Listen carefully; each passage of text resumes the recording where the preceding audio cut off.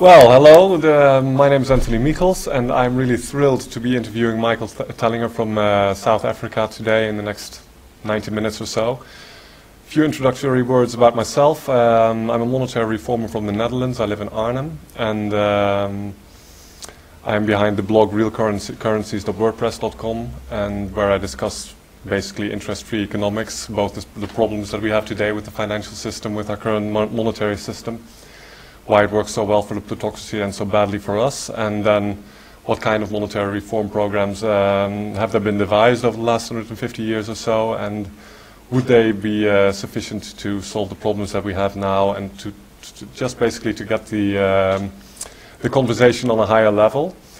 But my main job is circulating an alternative currency here in Holland, the Gelge, which I think is at this point probably the most modern alternative currency out there in the world, and I think we'll spend a few words on that in this interview also. And well, without further ado, here's Michael Tellinger from South Africa. Michael, welcome. Thanks, Anthony. Lovely meeting you. I've heard a lot about you and your work, and I'm really impressed, and I'd like to also ask you a little bit about your knowledge and input as to what we could possibly benefit from in South Africa in our speedy transition, if I have anything to do with it. So my background, for people that don't know me, is I'm a researcher and an author from South Africa. I have a degree in pharmaceutics from Wits University in Johannesburg, for those that are impressed by that kind of stuff. I stumbled upon an interesting discovery that has really captured the imagination of alternative thinkers and those that are really at the leading edge of science, and that's linking the ancient stone circles of South Africa, the vanished civilizations of Southern Africa, to the Sumerian and the Egyptian and the Mayan and the Aztec and all the other ancient civilizations of the world, and also really connecting the dots between the ancient civilizations and what's happening in the world today. And that really is, I believe, the most exciting connection and subject of discussion at the moment. Also, I've found that the ancient civilizations, these vanished civilizations in South Africa, had an advanced technology, and way more advanced than what we use today, that is connected to Caesar technology and hypersound, and they used sound as a source of energy for pretty much everything they did. And we're only starting to understand now what it is that they were up to, or get an idea, or think we have an idea what they were up to. So, okay, so just for our information here, Michael, we'll move on to finance and Ubuntu a little later, but this is where you started out, I think, with the stone circles. This is what brought you into all this. Can you explain how that went, or? Yeah, sure. It's my obsession, or interest, should I say, with the origins of humankind and ancient civilizations and ancient human history. Who are we? Where do we come from? Why are we here as a species?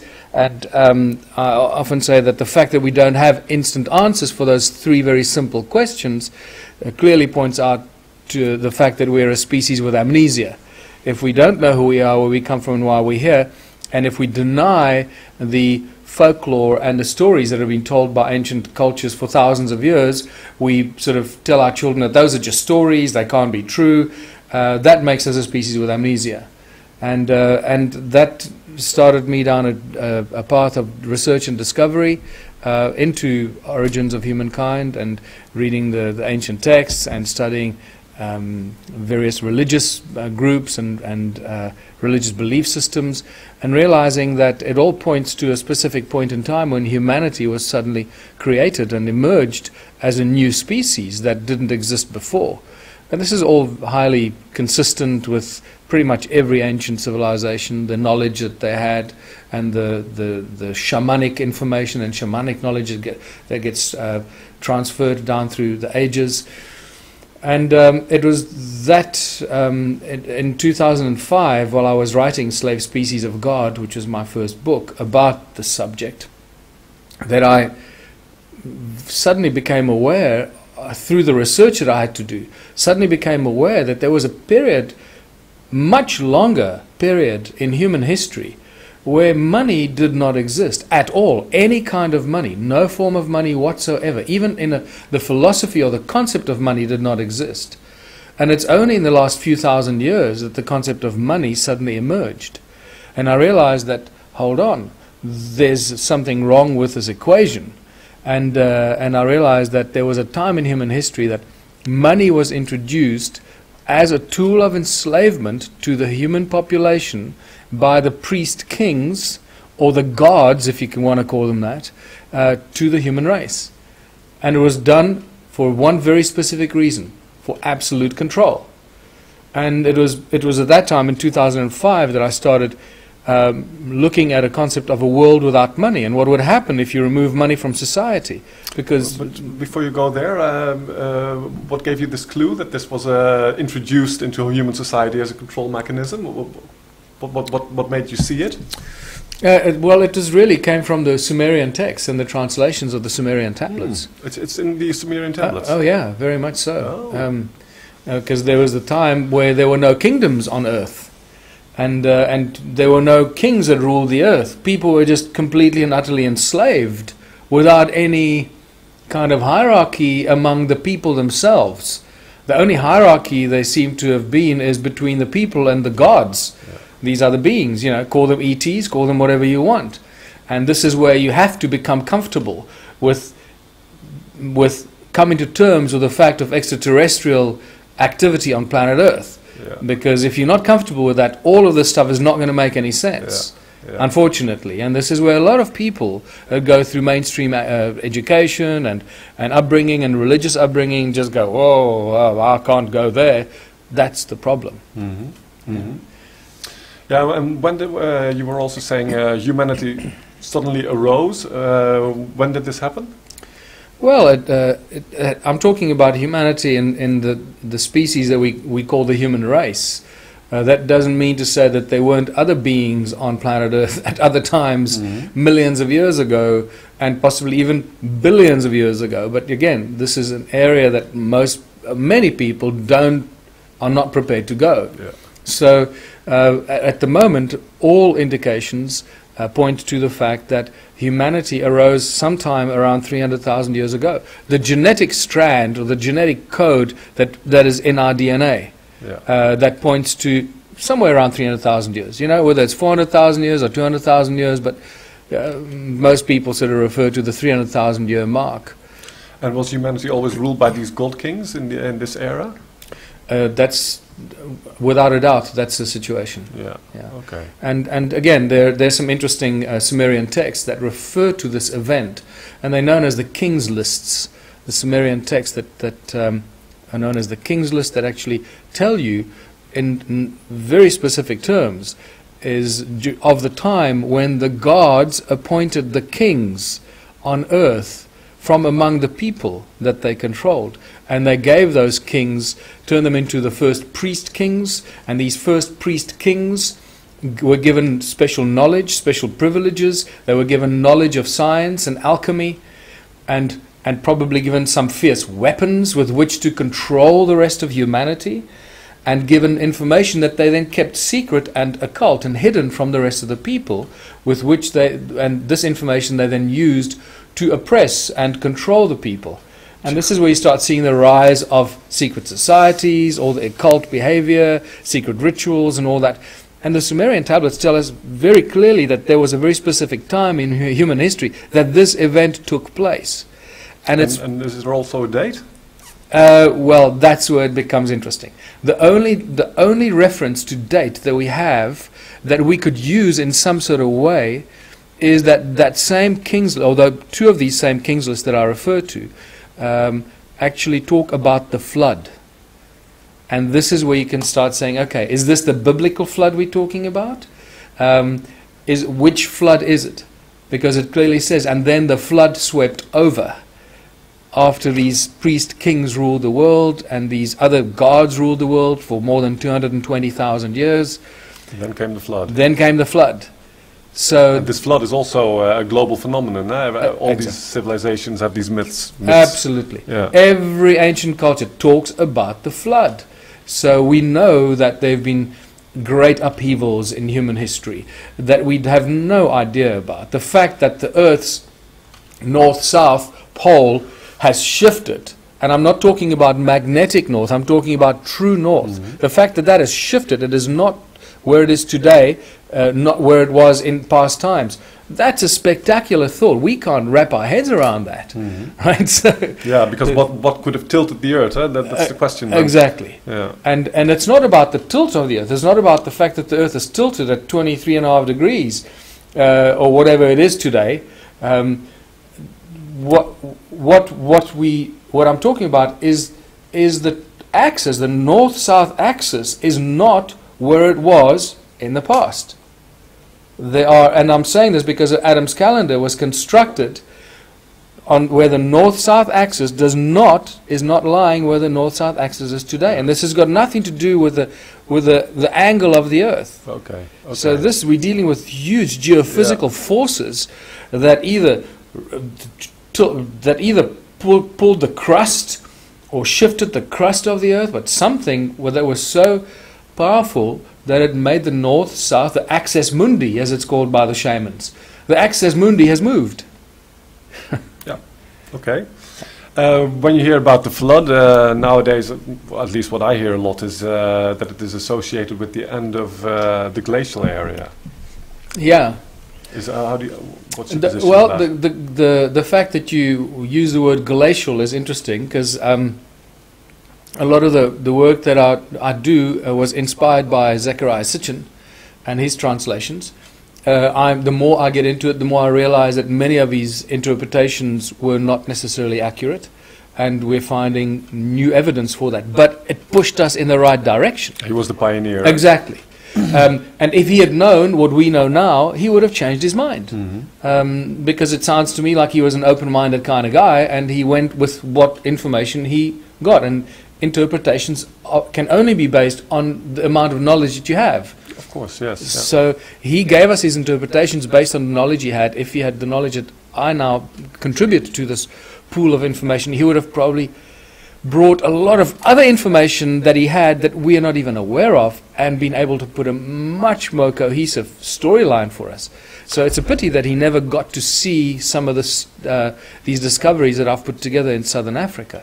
But he translates some of the information in the Sumerian text as that they talk about the flood, the so-called when the flood swept over, came as a result of a giant celestial body moving very close to Earth, coming from the southern ecliptic from the South Pole towards the Sun, and it was so close to the Earth that it actually pulled the giant ice sheets on Antarctica into the oceans, causing these giant tidal waves that were kilometers high, not just hundreds of meters, but kilometers high tidal waves that would have gone right around the planet.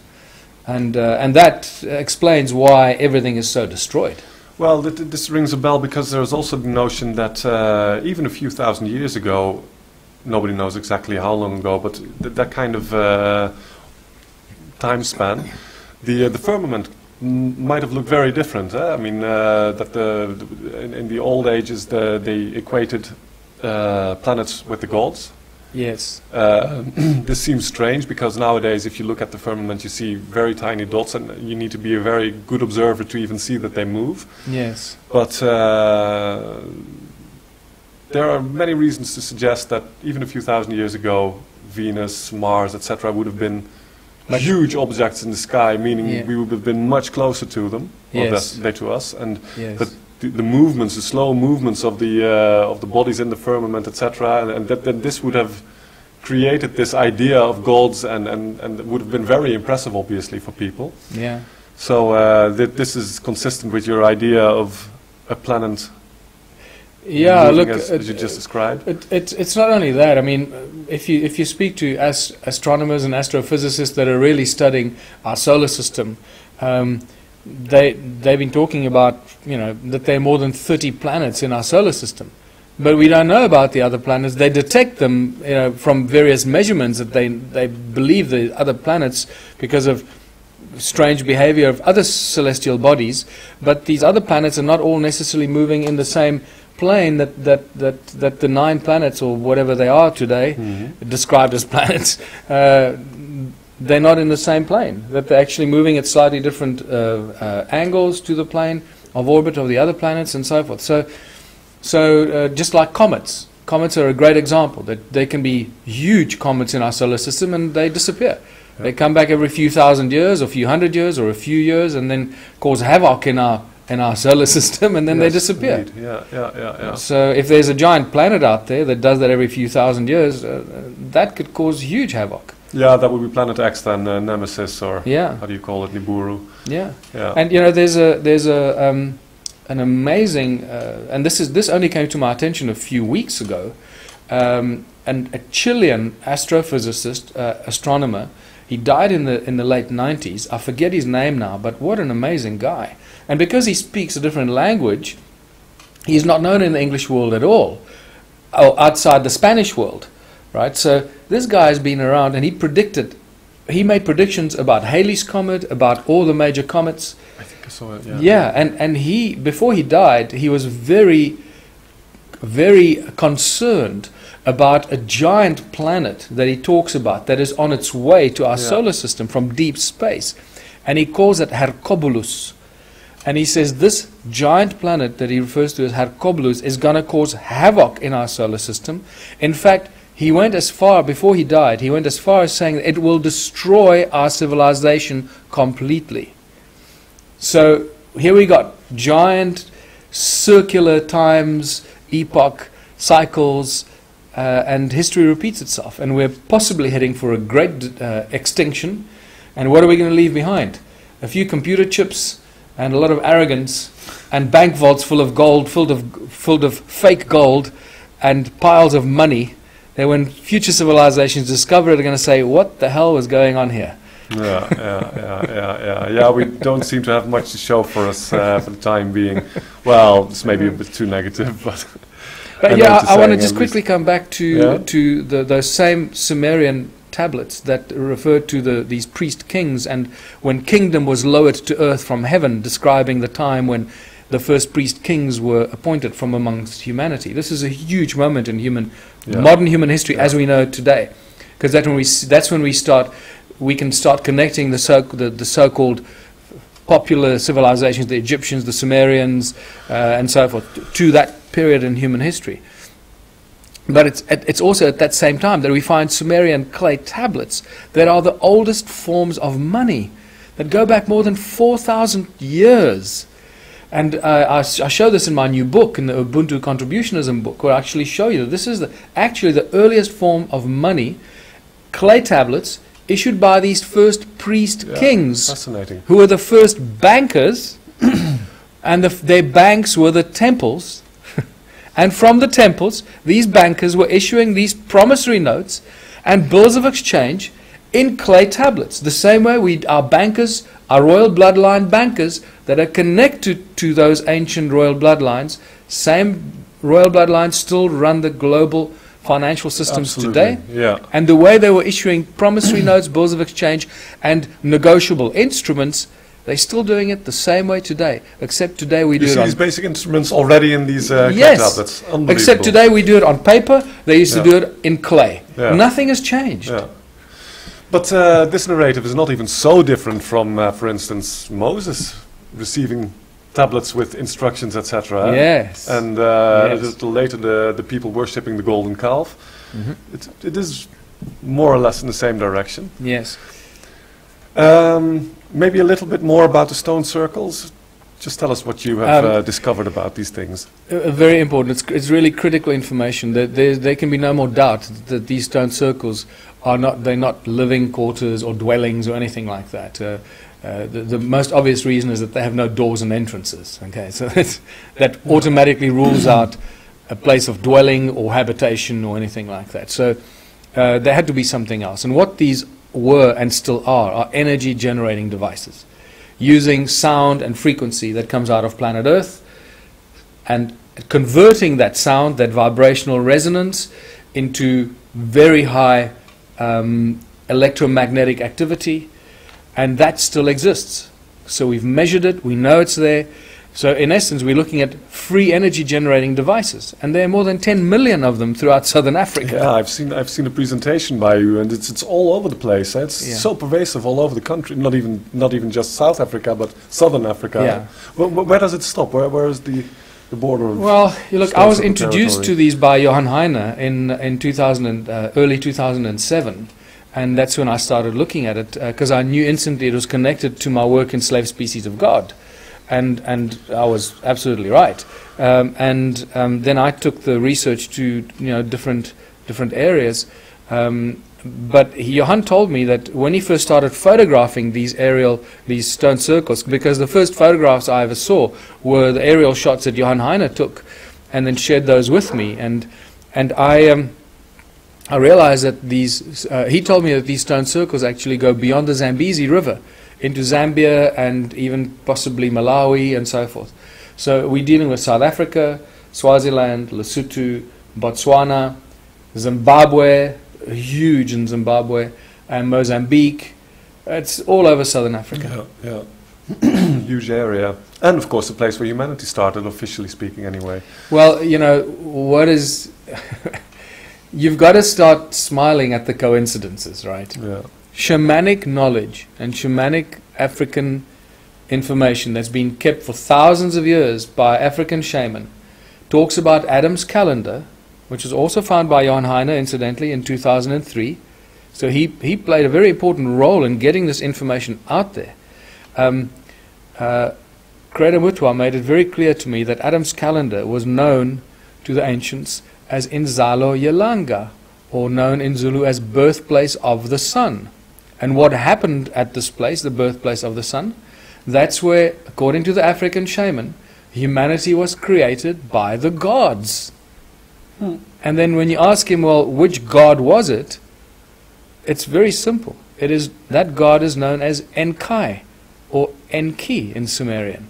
Same individual that's responsible for the gold mining, associated with these stone circles, with Great Zimbabwe, and this whole obsession that humanity inherited to do with gold.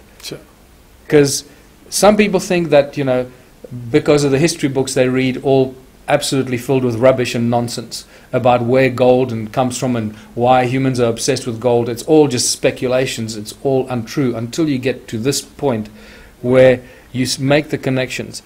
Humans got their obsession for gold from the gods. Even the Bible tells us that. Really? Where? Yes, because in Genesis 2, it is not Adam or human beings that talk about gold. The first mention in the Bible you get about gold comes from God. Or the correct expression, actually, the Elohim, which is the plural, the gods. Yeah.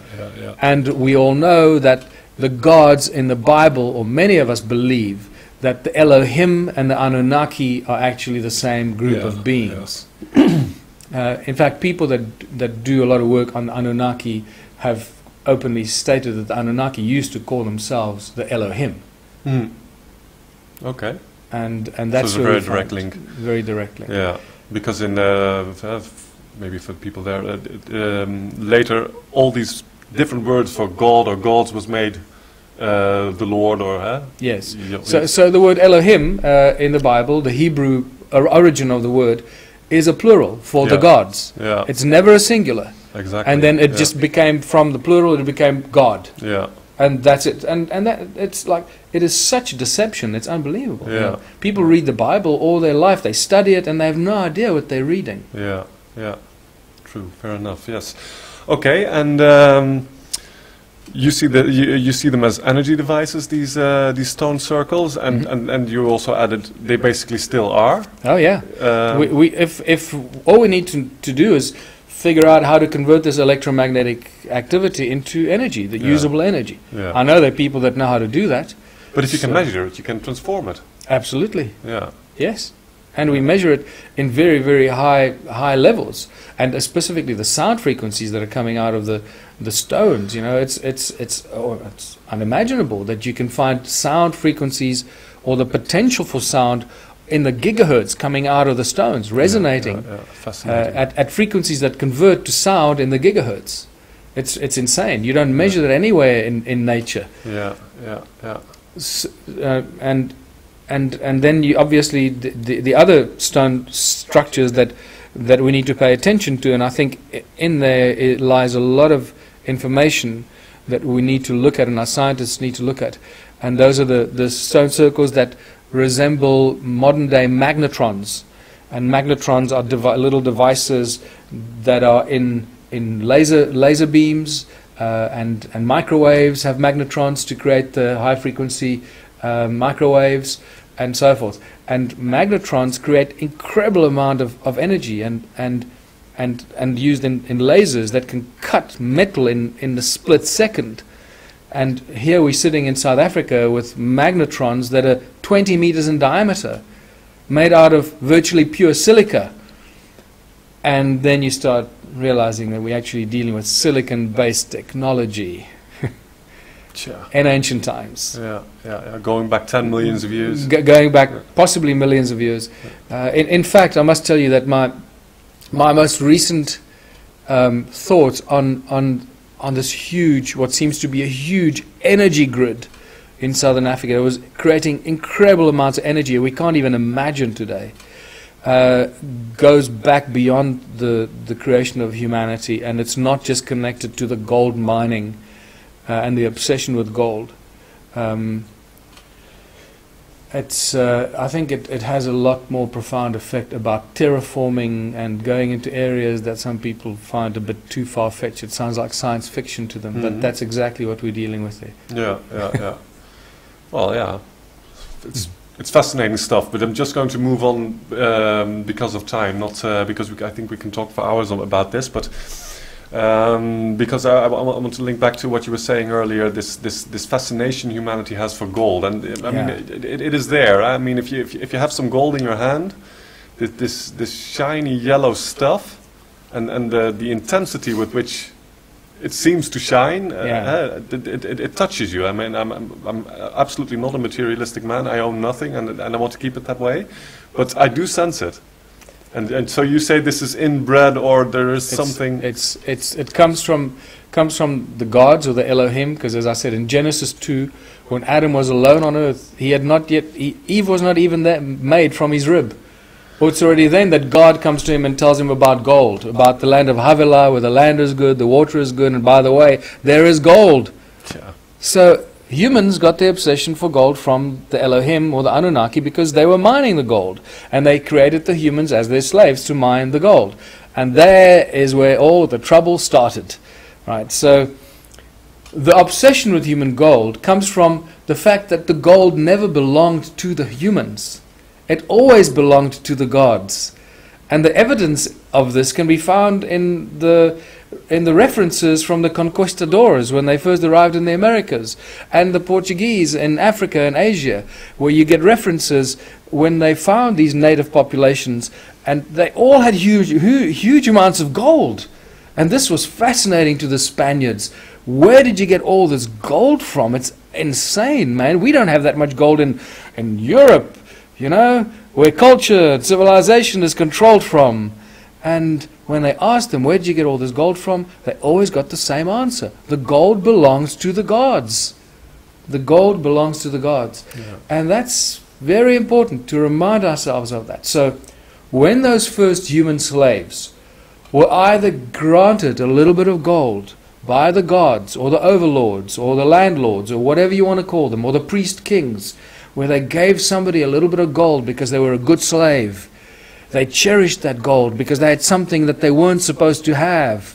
And that's where the obsession and the value of gold among humans comes from, because it's something that humans were not supposed to have. That's the true origin of gold. Interesting. And remember that money was never gold. Money, when money first appeared, yes, it was never gold. It was always silver. And we must Yeah. remember this, because the gods weren't interested in silver. Yeah. They were after the gold. So they used, in the process of mining, they also mined the silver, because they were obviously using that for all kinds of other stuff as well. And we all know, you know, born with a silver spoon in your mouth, privileged upbringing, right? And colloidal silver, and that heals, you know, and cures, and colloidal gold is even more effective. But when first money, the printed coins were not gold, they were silver. Every now and then they would issue a few gold coins that then had ridiculous value, and those became the true collector's items with special values. But Yeah. it was always silver, because the gold belonged to the gods. Yeah. Okay. Okay. So yeah. Okay. You say it was a silver. One can also make a case that real ancient money, also by the priest kings, by the way, was simply bookkeeping already at that stage, Yes. but that they were using silver as a unit of account. So, Yes. so not actually exchanging the silver itself, but Yes. using it to express value. Yeah. So, but never gold, indeed. Yeah. Very true. So. Yeah, so when you see yeah. movies and they say, "Oh, here's some gold coins for you," that's not accurate. Yeah. For anyone to have given you gold coins in the past, that would have been serious remuneration. Well, let's face it, even throughout modern history, gold always has been the scarce form of money, and the rich man's money, and the common man's money always was silver, or even local copper, kind exactly. of whatever was available. But gold as money is really for the genteel kind of, the genteel part of the population. So, but you were just saying, even in these old Sumerian clay tablets, they were talking promissory notes, these other financial instruments. So it's fantastic. yeah. So When you see that connection, you got to smile, Yeah. especially if you've, you know, like you've been exposed to the legal system that upholds this completely fabricated financial industry that we all caught up in. And when you're involved in it at a Supreme Court level, and you see how the laws are all structured to uphold this false abuse of humanity, it puts a smile on your face, because now we can see the connection, and it's really very easy to see through the lies and deceptions. yeah, and it's just mind-boggling to see how this basic strand of money goes throughout human history. Yeah, and if you see how obsessive everybody is trying to, and this intense sense of scarcity that people experience because there's never enough money, etc. And it's really mind-blowing. And a book that particularly impressed me is The Babylonian Woe by David Essel. Maybe you've heard of it. I haven't read it, no. Well, it's a fantastic book, and he tracks back the history of money all the way back to Babylon, and he's one of the inspirations why I talk about the money power, say, talking about the conspiracy, because you can give it many names, of course, but the monetary part of it is so fundamental, and they really do rule us through money. Totally. Yeah. And you know who put it really nicely is, whatever you think of the Zeitgeist movement and what they do, I think there were a few inaccuracies in some of the documentaries, but putting that aside, I think they woke a lot of people up, and they're contributing a huge amount of information towards enlightenment and the awakening of humanity, and secret government projects and false flag events, and how brutal governments can be against their own people and all that stuff. But the one thing that they put very nicely is that how you enslave people physically is completely mirrored in enslaving them through money. Because what you do is you tell people, originally people are completely, they're slaves, you know, whips and chains, and that's all they are, they're property. And then you tell people, okay, we're going to set you free. The landlord says, we're going to set you free. You can now live where you want. You don't have to, you're no longer my slave. You can go and live wherever you want. There's some land for you. We're going to give you a title deed to the land. So you have an entitlement to the land. It doesn't really belong to you, but it will make you think it belongs to you, because it still belongs to the landlord in the end, because you still pay taxes on the land, right?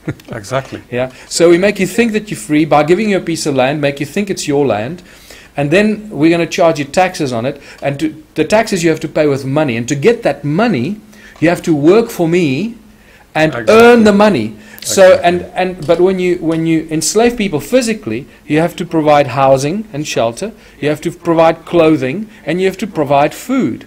Then you tell people, oh, we're going to set you free, and now you can go. You must go provide your own housing, your own clothing, and your own food. But to get that, you need money. So you need to go back to the landlord and work for the landlord as a slave to earn the money. In the cotton mill that is making the clothes for which you will have to pay. So can you see how spectacular the lie and the deception of money is? Yes. It is the ultimate tool of enslavement. Well, I hear you 100%. Let there be no mistake there. But it's not then just the money. It's also just claiming ownership to land, for instance, and give you this entitlement or whatever. But, exactly. At some point, some dudes say, "Okay, this is all our land," and everybody that is born after them, they're telling them, "Well, that's ours, but you can hire it from us or rent it from us, and of course you will have to pay with, say, 40–50% of your working day, because that's what you're actually talking about when you talk money." It's not the note that you receive; it's the hours of work that you put in that is represented, of course, by this money. Exactly. And these are the chains that slavery and servitude.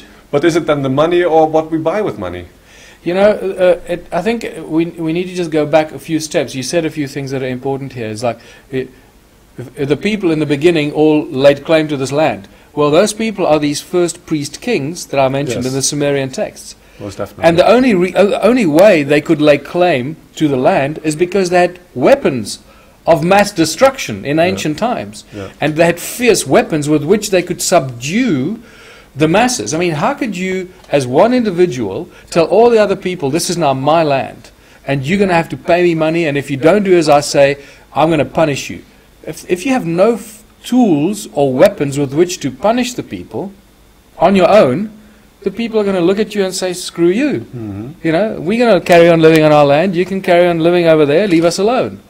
Only when you can come there and you can hurt them in some way or some technology that you have that, first of all, frightens them and makes them obey you, that's how you lay claim to the land. Otherwise, it's not going to happen. You know. Well, I hear you, and I agree. But beside the power, you also need a myth. You need a story. Yes. You need to convince people that you are from another level, making it worthwhile, etc. Otherwise, there's no sense. And how you convince them that you come from another level is by showing them magic tricks. Look, I can create a laser beam into the sky, or I can chop down the tree with my fiery sword that reaches a kilometer away, and all this kind of this is ancient technology, and you know, and I can fly away into the sky with my fancy flying carpet. And you start seeing myths and legends come out of these ancient stories that were based on real activities, and that's how people got scared, and they were frightened of these priest kings because they were seen as people with absolute power and control, and that's why they obeyed them. Otherwise, there's no way.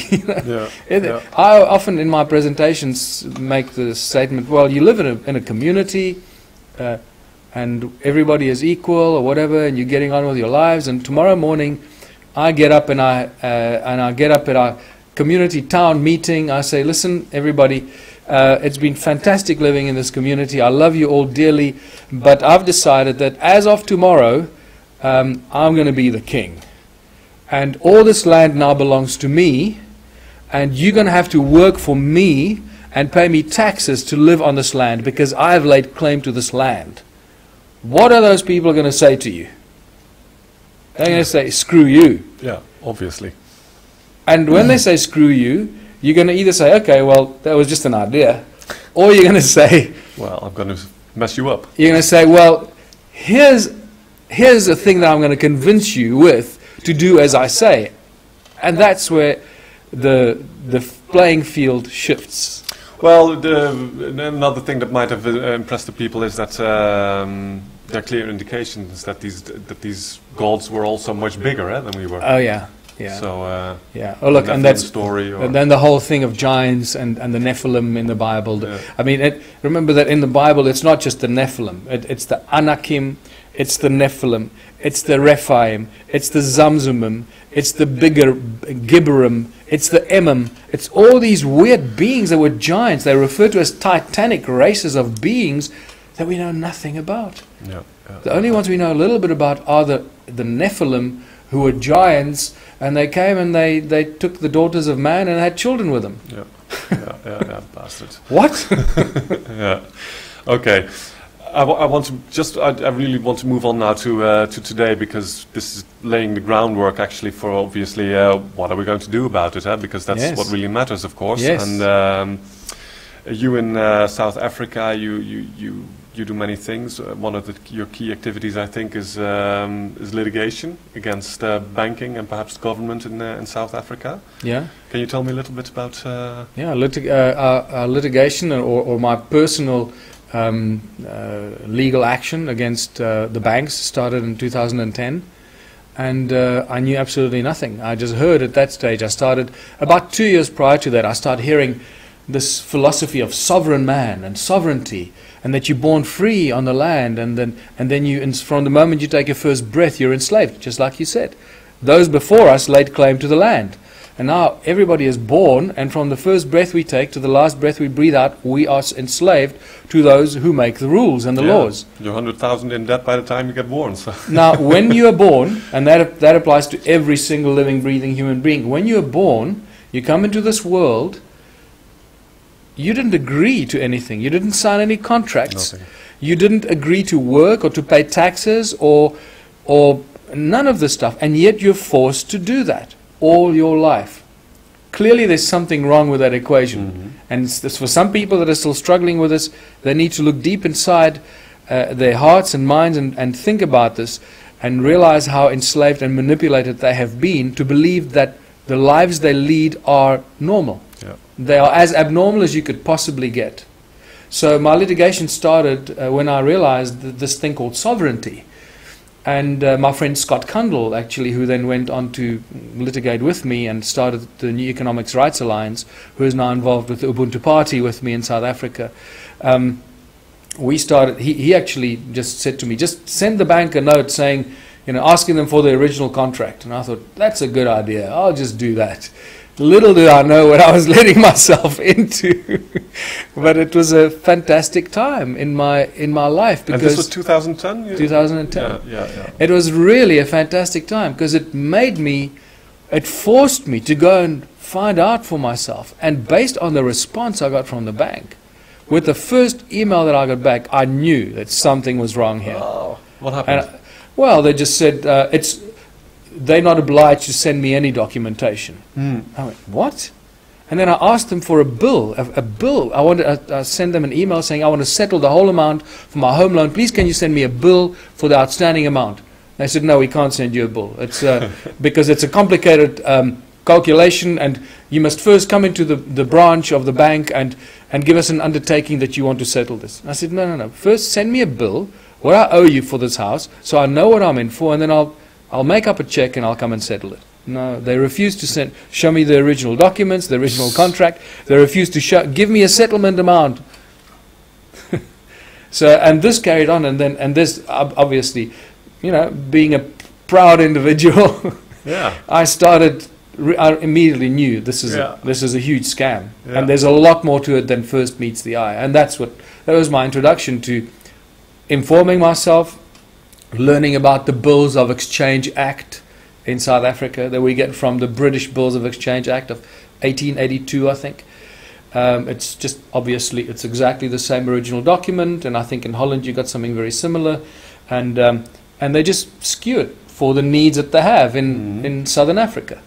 And I started looking at the differences between money. What is really money? That piece of paper in your hand, it's just a bill. Remember, it's called a 100 Rand bill. It's a bill. Yeah. It's a promise to pay. And I started learning and realizing, and I went to court the first time in the Supreme Court in Johannesburg. I mean, we knew nothing. We just knew that we heard that the banks use your signature to create bills of exchange and negotiable instruments that they then trade on the international stock markets. And I started realizing that every time you go into the bank and sign something that's got a number or a value attached to it, it becomes a negotiable instrument. Yes, okay. And all these things are traded without us knowing it. So the banks are constantly profiteering from us as living, breathing human beings by putting our signatures on pieces of paper, creating negotiable instruments that the bank that then works with. Yeah, yeah, yeah. And so my first appearance in court was just basically saying to the judge that I'm under the impression from my research that the bank profiteered from my signature, that they're no longer the owners of the contract, that they sold it on and made lots of money on it, and that they have no right to act against me because they no longer own the original contract, and that they even profiteered from my offer to purchase the original promissory note, and I asked to see that original promissory note, and that was never presented in court. Neither was the original contract. And throughout the 3 years in court, which only ended on the 12th of February 2014, it came to an end. Starting in, so it started in late 2010, and it ended in on the 12th of February 2014. And this is the end of your litigation? Or? This is the end now, okay. Because they now hit me with a bill, a bill of taxation for the costs of the bank's lawyers, which in total amounted to close to R500,000 over 3 years. Where just because I had the cheek to defend myself against the banks, faced crooked judges with pre-written judgments. The original contract was never presented. I asked for it many times. It was never presented. It was just ignored.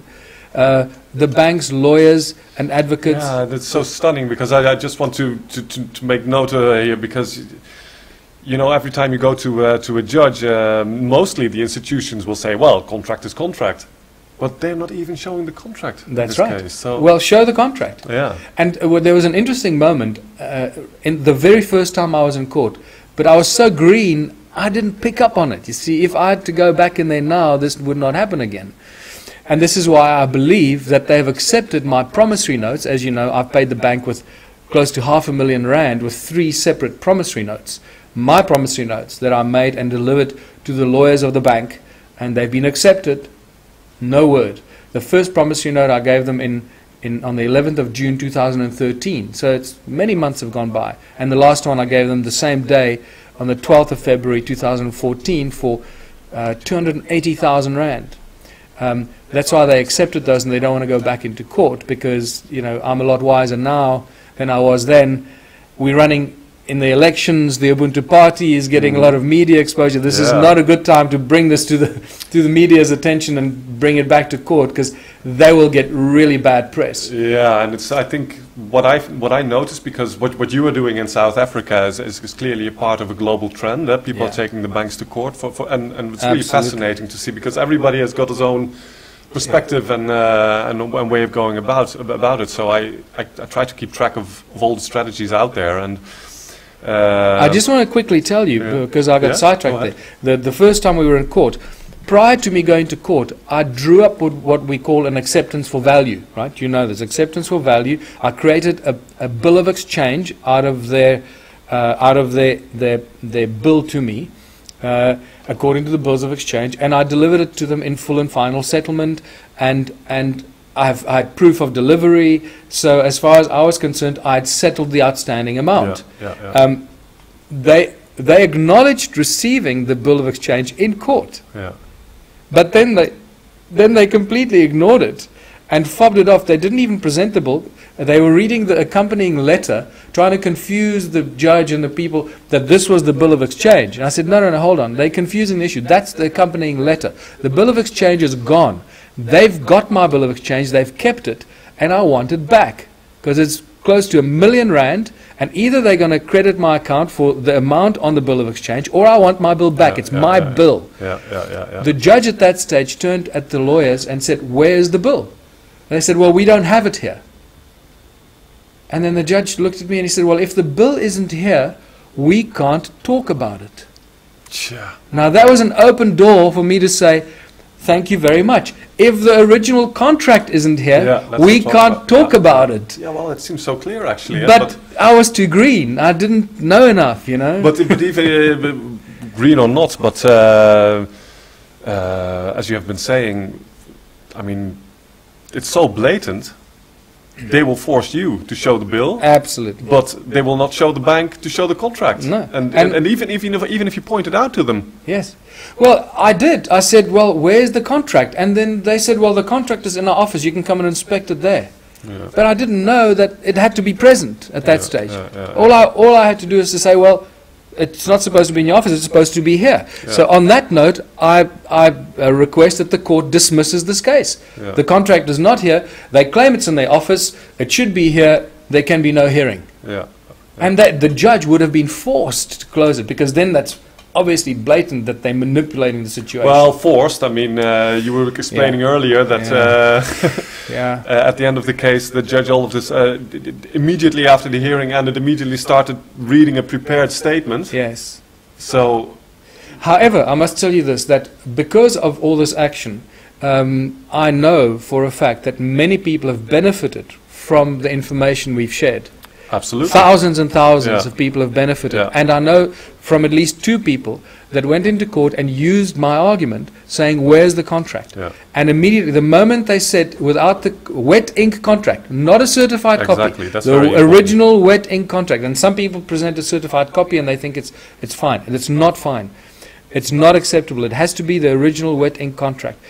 And they've asked for the, immediately as the proceedings begin, and in 2 instances that I know of, and there's probably many more, the judge requested the bank, where is the contract? And at that moment the bank withdrew.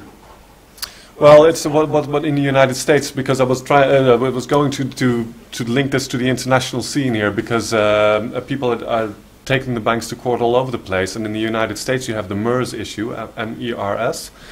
What happened in the years before the housing bubble popped in 2008 is that all these banks created these derivatives, these mortgage-backed securities, and traded them. The securitization of all these loans that go on into the financial sector. There's all these derivatives, and what they do is they take 10 mortgages and they cut them into pieces and put these pieces of the mortgage into the derivative.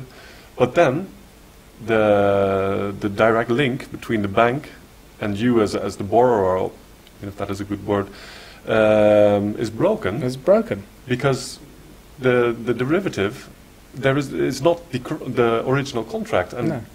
in the United States the problem is that the ongoing link of entitlement between the bank and between you as borrower and ultimately the financial institution that at that point happens to own your mortgage, or at least part of it, this link between you and this owner can no longer be established.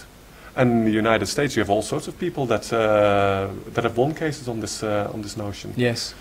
So this is one thing that is going on, and then you were also saying that the banks at this point and the government, they try to avoid getting into court because of all the hassle that it creates, and because obviously their story stinks on many different levels, and they know this, and it's becoming more troublesome all the time. And in Ireland, for instance, you have more than 1,000 people now in court with what they call debt options, by a very energetic woman there who organizes this. And what she does is she just tells the people what to do to get in court, which in Ireland is very easy because you don't need a lawyer to start litigation there, which is a major handicap in many other countries. And lawyers are expensive and they play by the book, which is the last thing you want to do.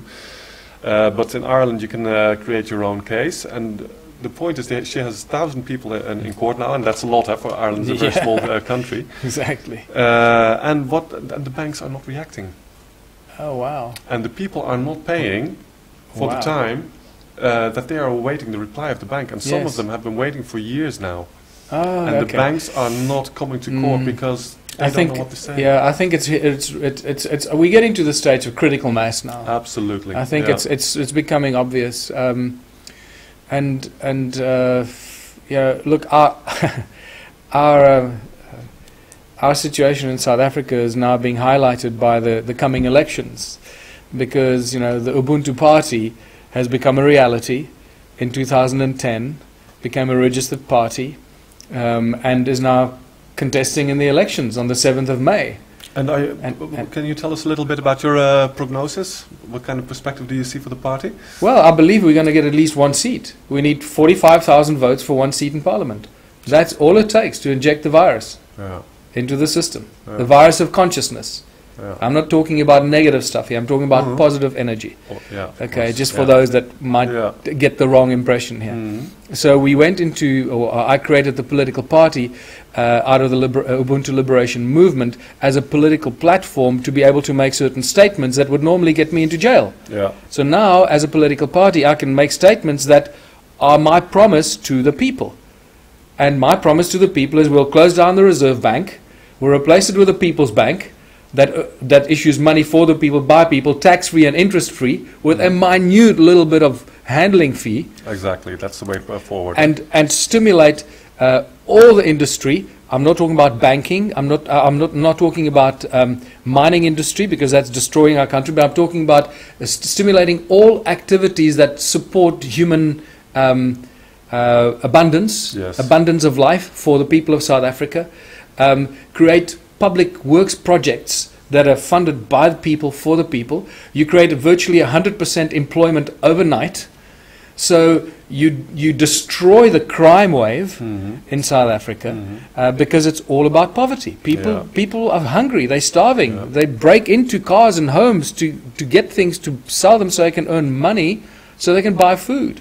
Activate the farmers so they can grow GMO-free seeds to feed the people, because Monsanto is devastating South Africa. I mean, we are one of the worst countries where Monsanto is just running riot. Really? Oh, my latest information is they've bought up all the food storage silos in South Africa. It is unbelievable what's going on there. Disgusting.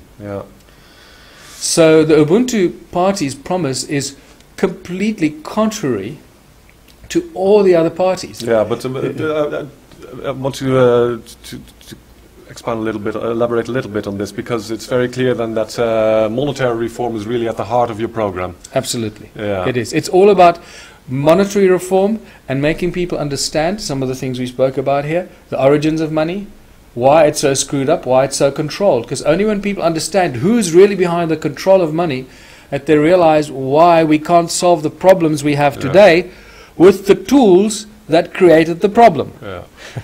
Well, you just mentioned interest-free, and that really triggers me, because that really is the core of my work, let's say. I'm really very dedicated anti-usury, and also links back to the court case, because the problem is with banking nowadays is they create all this money out of nothing, with bookkeeping, based on our promissory note, basically, which is the contract.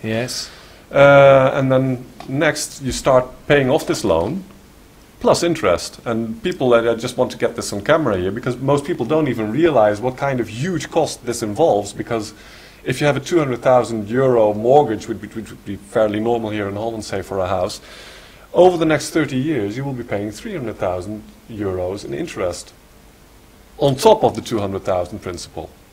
So what this does, this creates two major problems. In the first place, what are we paying the usury for? Because most people think, if we go to a bank, I borrow from a depositor, somebody who's been saving money there. But this obviously is not the case, as we know nowadays, and which is openly admitted by even recently the Bank of England, but also major economists are now on record admitting this is the case. It's not speculation or conspiracy theory. This is a so-called reality staring us in the face. So we're paying 300,000 euros for basically pushing a few computer buttons. That's it.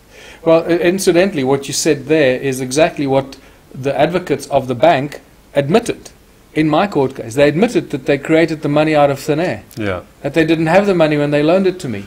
So even in the contract, there's deception, because they're claiming they loaned me something, and now they say, well, we didn't actually have it when we drew the contract up. So contract law should prevent a bank from even entering into such a contract. So even the own laws that govern their criminal activity, the laws should actually prevent them from doing that.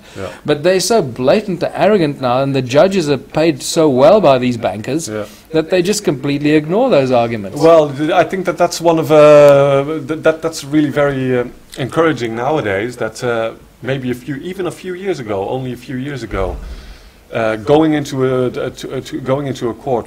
Well, I obviously can't really judge about the South African situation, but let's say here in Europe, going into a court and trying to tell a judge that money is being created out of nothing, etc., etc., it would have been really very complicated to even prove such a thing. Yes. Because the banks are so intransparent, they're so obscure in their way of working. Many bankers themselves don't know. I was talking to a Dutch banker only a few months ago with a major Dutch bank, and he was telling me that he was just waking up to fractional reserve banking, and he was telling me that his board even didn't realize that they were into fractional reserve banking. The whole system is so obscure, even to the people working within the system itself. So, but nowadays, with recently this video from the Bank of England, I don't know if you saw it, but recently the Bank of England published a short video. Oh yeah, I did see that, yes. Saying it's the loan that creates the deposit and not the other way around. Very clearly saying that the bank is actually creating money. So nowadays it's no longer an issue. You can just go in and say, listen, everybody knows this. We have economist A, B, and C saying this. We have the Bank of England saying this. The Federal Reserve Bank is admitting it. So, and then you can make the next step. So if we can agree that the money is being created out of nothing, the minute we walk into the bank, can we then say that if we have to pay 300,000 in interest over the next 30 years, and for a 200,000 loan, can we then agree that there is no real, that there's nothing real that the bank gives up, there's no real service that the bank delivers, so there is no solid reason for the bank to ask this kind of money? It's basically a fraud. It's because there's this very basic legal idea that you can expect a reasonable deal, something like that. That is very fundamental in most law, but there is no reasonable deal. No.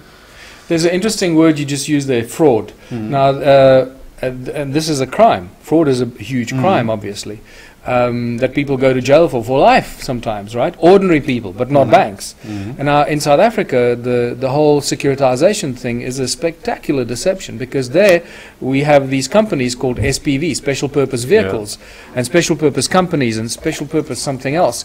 And they buy these, it's an outright sale. It's not a cession.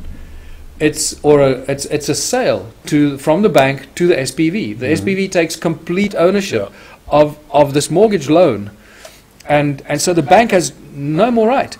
They are then given some sort of right to monitor the payment, but that right should be spelled out to you, because the bank they sell the contract and the loan, but then they continue sending you invoices every month. So that's fraud. Yeah, as if they're the owner. Every time you get a mortgage invoice from the bank every month when you get your slip, they're committing fraud, because they're no longer entitled to send you a bill with the bank's name saying you owe them the money because they sold it on. And of course, the fact that they securitize this mortgage by selling it to this special purpose vehicle without you knowing about it. Correct. Without you sharing in the profits. Yes. That's fraud also. So all this stuff is now happening, and I've just heard from Raymond Dix, our legal advisor, before I left South Africa, that as a result of our activity, and also remember, I tried to take this to the Constitutional Court, and this is how corrupt the Constitutional Court is. They didn't even take on the hearing. They made a statement that I have no prospect of success. I mean, it was just spectacular. Yeah, it is spectacular. So now we know. But I also point out in my book, Ubuntu Contributionism, I point out that the Constitutional Court is a scam, because it says the Constitution of the Republic of South Africa. Now, if you know what I'm saying here, you'll know that what I'm referring to is the Republic of South Africa is a corporation, and therefore when it says the Constitution of the Republic of South Africa, it says clearly it's the Constitution of a corporation called the Republic of South Africa. We're not party to the contract. And people don't understand it. They think it's the Constitution of the land. No, wrong. We the people is the board members of the corporation. So the deception lies so deep. You know? Well, so deep, but also so in your face. It's and just word magic, huh? And I got sidetracked, so I forgot what I was saying. But I'm sorry to say I did too. But we'll just move on because there's just so much more to discuss. Because when you do Ubuntu and you have a Ubuntu party platform so much based on monetary reform, and but obviously even if you win a seat, which would be a fantastic success, that would not be enough to for an overhaul of the system. No. But however, we can cause a whole lot of trouble. Of course, I was not intending to downplay it in any way, but... and the most important thing here as well is that once you're in Parliament, you're talking from a different level of credibility. Absolutely. It's not just a bunch of bunny hugging, because you know how they always, the media's already try to do that. They try to make me look like some, bunny hugging, lefty, completely dismissing any of our arguments. That's changed in the last 3 years. That's changed dramatically. Now we're running for government. Once we get a seat, everything changes even more. Yeah, but I think all these tens of thousands of people that sign up for your in support of your activities, etc., that might also help, because it gives, of course, great credibility to your work and reaching a lot of people out there, and not just in South Africa, but all over the world nowadays. Many people have seen your videos, of course. So.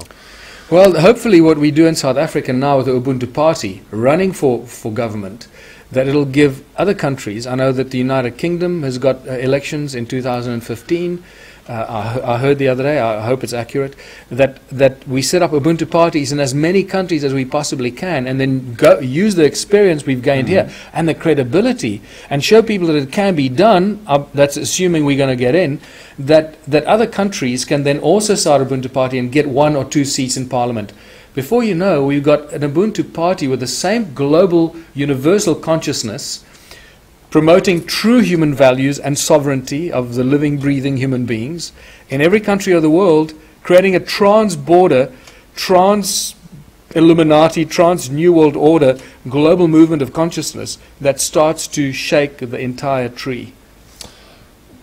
Sure, and there are many initiatives all over the world. Also here in Holland you have several political parties based on very similar thinking as to what you have been talking about, and it's happening everywhere, and people are waking up and they are creating these platforms, and if one gets through, maybe Ubuntu hopefully in South Africa, then this is a major inspiration to all these people, of course. So I'm very much of the idea of let 1,000 flowers bloom. Everybody is just working from his own energy with other people, and slowly but surely what you clearly can see is that there are very many common strands. We all start to realize it's about the money. We all know that there are energetic, free energy possibilities, natural healing, food, a certain spirituality, etc. These are the common basic strands of all these movements. And well, Michael, we're just talking about the plans for Ubuntu, etc., but that is all on a national level, and probably beyond the horizon for the time being now, that real monetary reform can be done on that level. But obviously we're not just waiting until that is going to come around.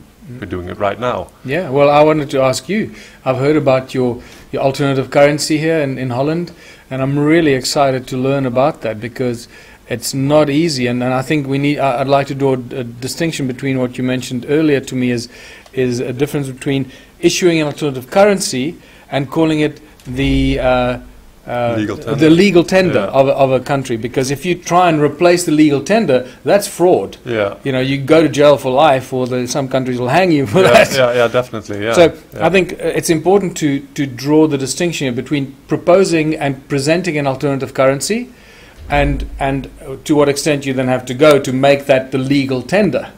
Yeah.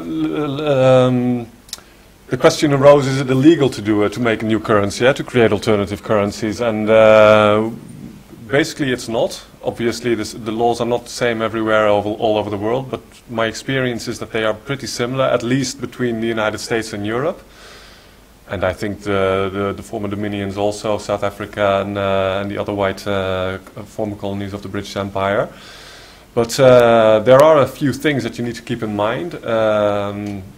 One key issue is that it must never resemble the national unit. For instance, if we have the euro, so you can't create a currency that will have a very similar name, or bills that look very similarly. Yes. For instance, in the United States there was a guy, Bernard von Nothausen. He created the Liberty Dollar, a gold-based unit, which I'm very much against, but this is what he did. Then he got arrested. They they impounded for millions worth of gold, actually tons of gold that he had coined in mints.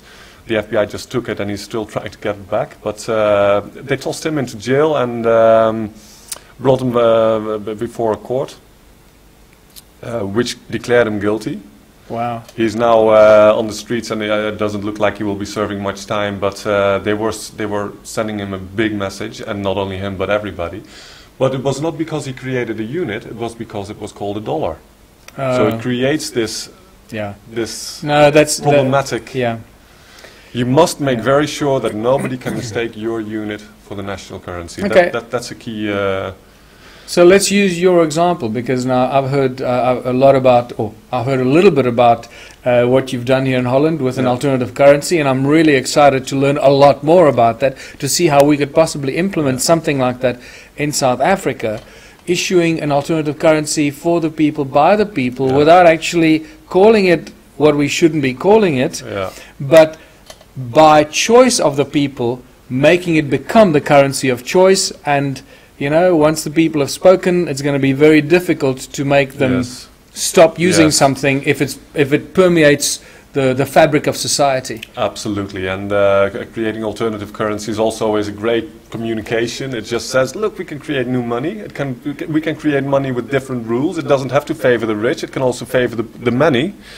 We can create monetary systems that are very different from what we have today, and this sets people thinking, because normally speaking people think, well, we have money and this is either euro or rand or dollar, wherever you are. You just think, okay, dollar is money and the rest is not, and this is how we think, but that is simply not true. Of course not. There are simply various forms of money that you can create and you can design. As a token of my appreciation of us doing this talk together today here, and I brought my own bills for you. Oh, fantastic! This is a full set. Wow. Okay, so a full set of bills, and and this is what do you call these? The gelre. Gelre. Yeah, that's the Dutch province where I live is called Gelderland. And so you got 1, 2, 5, 10, 20, and 60. Oh, I like it. So it's a sexagesimal denomination. Yeah, well, the 60 is a bit of a joke because it's 50 normally speaking, of course. But that's what I mean, because you know, 50 is not necessarily a sacred geometric number. True. So I think the money, if we're going to use any kind of token of exchange to represent something, maybe we should follow the laws of nature and keep it as such. So So 60, I like 60. Yeah. It was intended as a little joke, but for instance, a friend of mine wants to create bills 137. Right. I don't know why he has got that sequence in mind, but obviously he can use sacred geometric motives in there, absolutely. So now how would you use these bills, and how have you introduced this into society here, into your community, and who uses it, and how do they use it? Okay. And why does it have value? Yeah. Well, let me give you a few hints here. 1 gelre is €1. So if this is just one euro basically, and that's the deal in transactions. Okay. But there's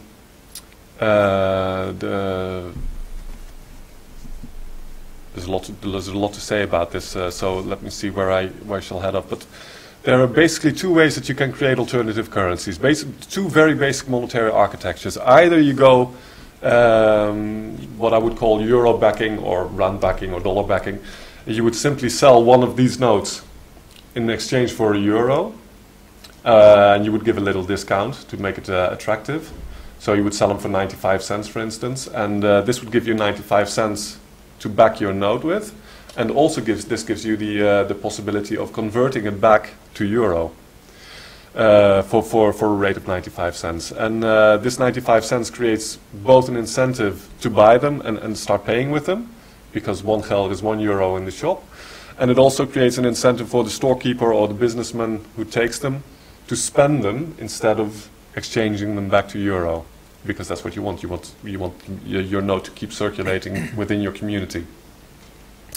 And this creates euro convertibility, which is really a very big thing, because if your unit is not convertible, it's going to be difficult for businesses to accept them, or more difficult. It's not yes or no, but it's more difficult for them to accept them, especially if the network is still very small, because then they would be accepting notes that they can't spend viably elsewhere in the network because of so few participants.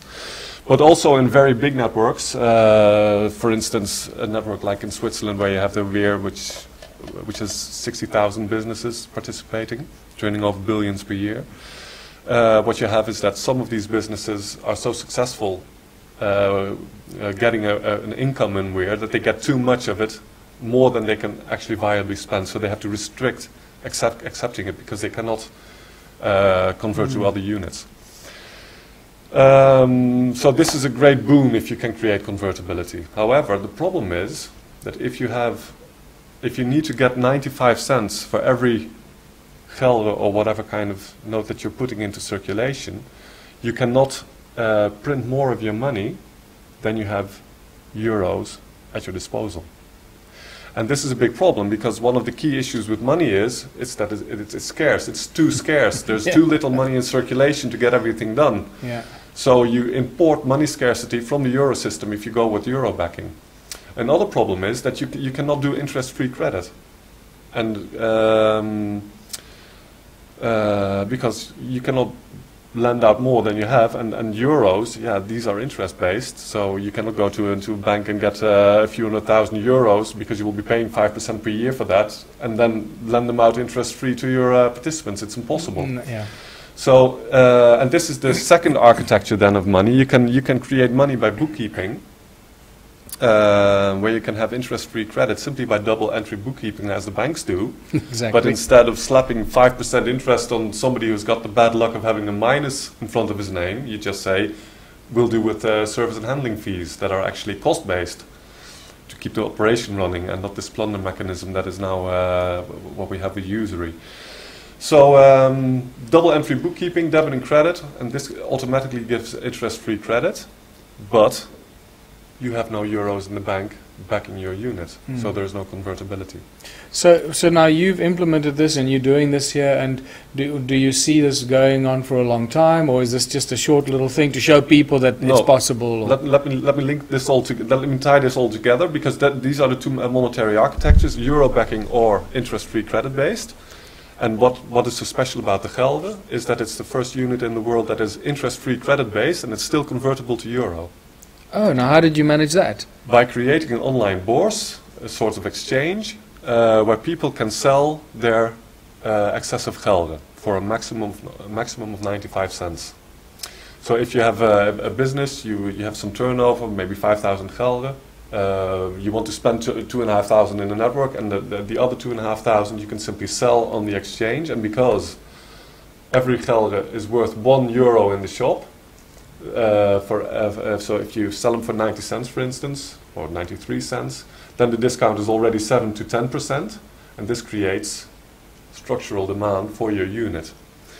Okay. And this is what creates this convertibility. Very interesting. Yeah. And this has been the result of when I started out in this business quite a while ago. By now, my question was, if interest-free money is so good, why is it not the norm?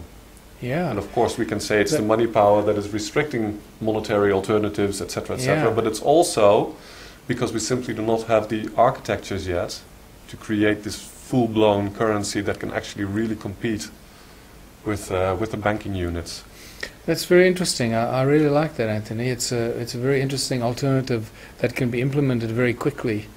Because you've now already got a foundation, yes. You've laid the foundation here, so it could expand very quickly what around the world. What I have is the unit is called the gelde, but I call my system the talent.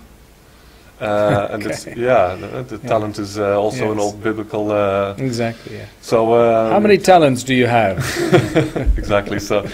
And we use that, people can simply use my talent system, or the talent system, because it's just open source. And obviously there are differences per country. For instance, we use a system that's called Ideal for online payments with banks. So people can buy online geldes here in Holland. You have to use the Dutch banking system to settle the account. But obviously there would be a different system in South Africa. But that could easily be implemented, and then you could use the talent system to create currencies with. Okay, that's very interesting, because we were talking, Scott Cundall and I were talking and theorizing about creating something like this, but actually creating like the people's own new promissory note. That's a standardized sort of logo and a look and feel, and then people just create their own promissory notes based on whatever they feel the value is for what they're receiving, or that somebody demands. So it becomes a bit of a negotiation, and then somebody then issues a promissory note to that value for the person for something that they received. The moment there's a real exchange of services or goods, and a promissory note is exchanged for that, then it becomes a valuable negotiable instrument. Yes. And can be traded by that person that then holds it for something of equal value anywhere else. Yes. So there's a very interesting opportunity that we can look at. Look, personally, quite frankly, I hope that it's not going to be necessary, that we can win some seats in the upcoming election in South Africa, that we can start putting pressure on the government to close down the Reserve Bank because it's a fraudulent criminal organization that's extorting the people, and do the right thing. Replace the central bank, privately owned central bank, with a central bank that's owned by the people, that issues money for the people, tax-free and interest-free, as I said, that can make everything possible. So you don't have to go and try and find these clever, ways around the system because you've got a criminal organization running your central bank. So that'll be the shortcut. Well, look, I think that is what everybody is hoping for. But on the other hand, and I think you can also agree this with me, this is a really very powerful international global phenomenon, and they have been in this business for 6,000 years at least, and they're very well entrenched. And which means one thing: sooner or later, it will come to an end.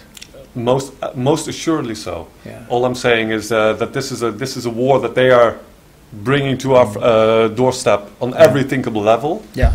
And my idea is we have to just push back on all these levels also. So it's on a national level, political. It's mainly ultimately it's mainly about thought. If there is impaired thinking in society, then obviously you will have bad solutions. Our thinking is now for 99% controlled by these demigods that have been ruling us for all these centuries. But slowly but surely, the thinking in society is changing, and well, it's changing rapidly actually. But I do note that thinking about money is often the last thing that changes. But well, I'm hoping that as people become enlightened about the origins of money, the control of money, the fact that the whole global economic and financial system is totally controlled by a small group of people, so the way we get out of that is to stop using their money, or let the people remove those from the position that allows them to keep that control. I believe that time is upon us. I do believe in prophecy, absolutely, and I guess that the fact that the Ubuntu party is in the South African election is nothing more than a miracle, which was purely divinely guided. And if people don't understand what I'm saying, you will get to a point in your life where you will understand what I'm saying. I understand very well what you're saying, so I'm also related to hear it actually. Yeah, so I believe that we're the people that are going to bring in the change. There are millions of people out there that are doing incredible work. You don't have to be a hero. You don't have to go out there and do amazing things for everybody to see. There are millions of people that are working quietly behind the scenes, affecting change without anybody even knowing about it. And those are the people who must continue doing what they're doing. There are a few people that have somehow landed up in the limelight and somehow attracting the attention. And those are the people that need to continue doing what they're good at. And I guess you and I are among those people. And it's our responsibility to make sure that those people that are not necessarily getting the limelight or the exposure, if you want to call it that, limelight is a very harsh word, but or at least getting other people to listen to what they have to say. There are millions of people that are doing work equally important. Yes. They must carry on doing that. Yeah. And the one message I want to send to the people that feel alone, when they become enlightened or wake up, as they call it, I'm now awake and I've woken up to the lies and deceptions, don't feel alone. Realize that there are millions and millions of people that feel like you. Yeah. The only problem is that those people are often reserved and they're scared to share their knowledge and information. They often don't even talk to their family members. Stop doing that. Go out there and be brave. Be confident in your knowledge and go and tell everyone and share your knowledge and information with everyone. If they're not ready to hear it, doesn't matter. Tell them in any case. It's so important, Michael, because one of the things that I notice is this huge disconnect between the level of awareness that is on the web and the kind of information that you find there, and the Stone Age kind of information that you still get from the mainstream media. And if you look at the numbers of people that are on the web and are discussing very vital and serious issues on a huge level, and then you see the Stone Age news reporting. Yeah, it's just the disconnect is so it's unsustainable. It's annoying. Yes. And what we do need is exactly what you say. It's just people think, oh, I'm the only one that has awakened, and et cetera, and they will still say things like, well, people will never wake up, blah blah blah. It's untrue. People are not talking amongst each other. They're not sharing. They're not showing the world how many are actually awakened. And so, it's the fear factor. Yeah. And they're so good at promoting the fear factor that they make people fearful of speaking their thoughts and speaking their minds, because they think, oh, the others might not understand me, or they might not agree with me, or they stop that. Yeah. Go out there and tell people what you think. Tell them what's on your mind, and you'll be surprised how many people agree with you. Absolutely. And even if you find somebody who is combative and resisting you, the people who are silent, they will see, hey, somebody is speaking up, and they will hear what you are saying. And this is so important. And I can say that again from very recent experience with the Ubuntu party, putting out the press releases, and quite frankly, our press releases are quite radical. Mm-hmm. The feedback that's coming from people from not only South Africa but all around the world is overwhelming. Yes. Saying like, finally, somebody is speaking their mind, saying what we're all thinking. Yes. And that is hugely rewarding, it must be, I can understand, yes. Well, let this be an invitation to everybody to speak up and share what is in his heart and his mind, and exactly. And the one thing, and it looks like we're going to probably wind this up very soon, but I'd like to also just end with if I can, with a thought for the people listening to this, is with my passion, and that is the completion of the Ubuntu contributionism philosophy, and that is using money itself to remove money from the system. Because ultimately, when people come to terms with the fact that money is a synthetically created tool of enslavement, and that money does nothing, people do everything. That people plant the seeds and grow the food and build the rockets and create the energy devices and can show infinite love and create the works of art. People do all that stuff. Money does nothing. Money is just the tool that most of the time gets in the way of people achieving... sucking our life force and bringing it to the very top. Yes. So as we move into this new way of thinking and realizing and recognizing the poison that money has become, hopefully people will start realizing that as we start using money to remove money from society and lose or lower our dependence on money, very quickly you realize and get to the point where you start asking the questions, well, why do we actually use it? And that's when I get very excited, because that's when my philosophy of a world completely free of any form of money, any form of barter or trade or exchange or value attached to anything becomes realistic. And I know that this is a big hurdle to cross for a lot of people. I've been at this for a long time now, and I can see how people respond when you suggest a world without money, or a world without barter or without trade, where people donate their God-given talents or their acquired skills for the greater benefit of all the people in their community. I can see how people respond, and some people are there in a second, they get it. Some people take a little while, and then they have a little moment, and some people just cannot get it. Well, yeah, and there is also the middle way from where I'm coming at. Simply, ultimately, I completely believe that what is best for society is if people simply give what they create to the society, knowing that others do it the same way, so that we share in their creativity as much as they share in ours, and that we can, this mutuality can, in this regard, be understood and sensed in this way. That would be ideal. On the other hand, it is a very far cry from where we are at this point, and at this point we're all in this scarcity mindset, and this scarcity mindset is complete artificial, and it's created through the monetary system and mainly through usury on money. And first we need to get that out of the way. Absolutely. So this is again why I tell people, tell them about the dream, tell them where we're going. Because you have to have a dream, you have to have a vision where you're going, and then start the process of getting there. You know, how do you eat an elephant? You know, one mouthful at a time. Exactly. So this is a journey of 1,000 miles begins with the first step. The good news is we've already taken that first step, and if South Africa and the Ubuntu parties contesting the elections is a bit of encouragement for the people that look how much we can do in such a short space of time. I always tell people, just because it seems far away doesn't mean it's going to take us a long time to get there. Fair enough. Yeah. It's just a sequence of steps. And remember that the steps are also connected to our level of perception, understanding and consciousness of what it is we are doing. The more steps we are into the process, the more awakened we become, the more in tune we become with the goal and where we're going, the quicker the journey becomes. So I think it's an exponential journey, this. Well, that's exponential growth looks like this. Yeah, exactly. And people ask me sometimes how much worse must it get before it gets better, and I tell them it will get a lot worse because we are here. But the good news is it will get a lot worse very quickly. But it's also just a little way until we finally meet the end where we can.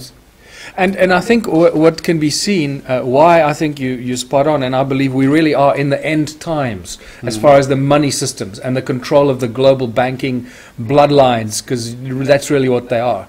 We are in the end days of this control, because you can see it in the draconian laws that are made by governments on a daily basis to suppress human rights and uphold the rights of these criminal groups that run our countries.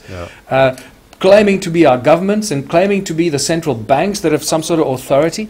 The laws that are imposed by our governments and our legal systems on the people to uphold this criminal activity is getting so obvious that people cannot be pushed much further.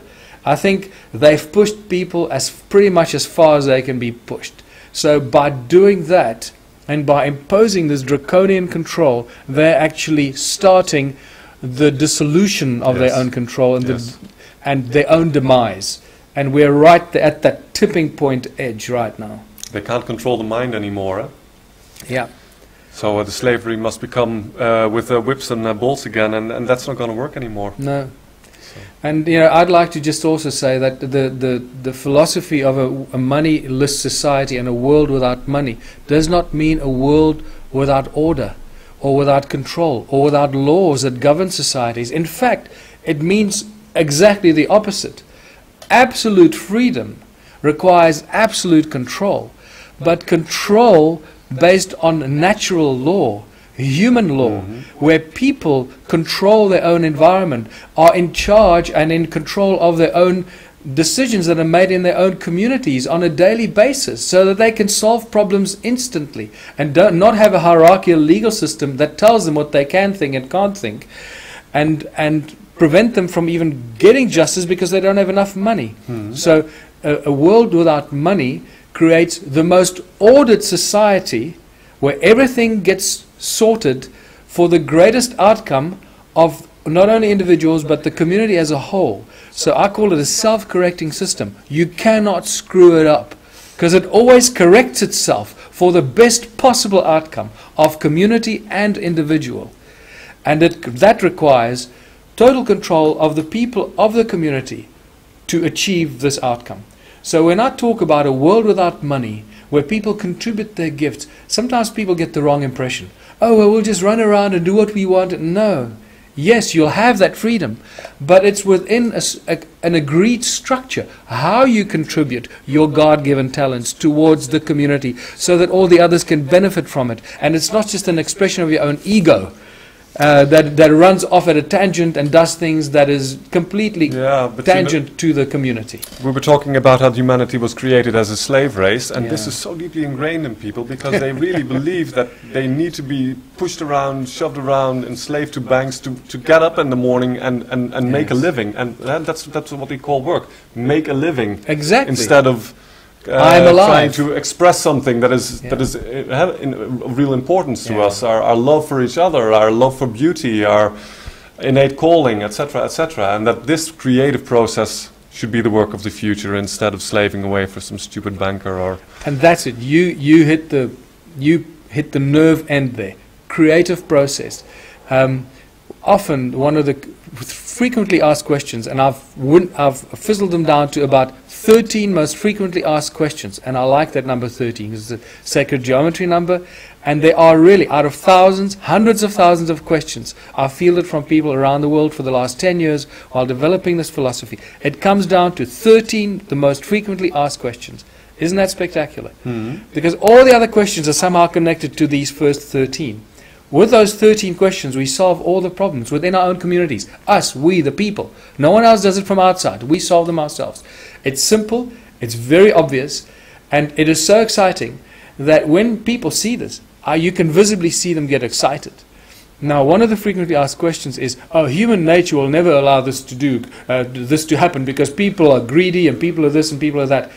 And people actually presume that we know what human nature is. Coming from a completely enslaved, mind-controlled, brainwashed way of thinking, duped for 12 years of a draconian kind of education system, we come out of that thinking we know what human nature is. So I'd like to remind people that human nature is completely the opposite of what we think.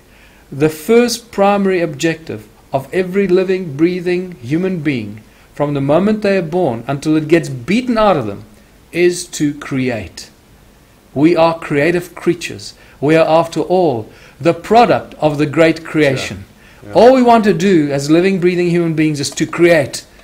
And that is the thing that gets stopped. We get abruptly stopped and shifted direction to become these drones and marching machines, little soldiers, to promote the agenda of the bankers to become slaves in their corporations to do what? To earn money. The moment people realize that we're really creative souls, all we want to do is create and make things and do things and cook good food and build beautiful things and love other people and share things. I mean, sharing is one of the best ways to feel rewarded when you share things with people and you see their gratitude with what is it you shared with them. It's the best form of reward. Yes. Yeah. Not money. No.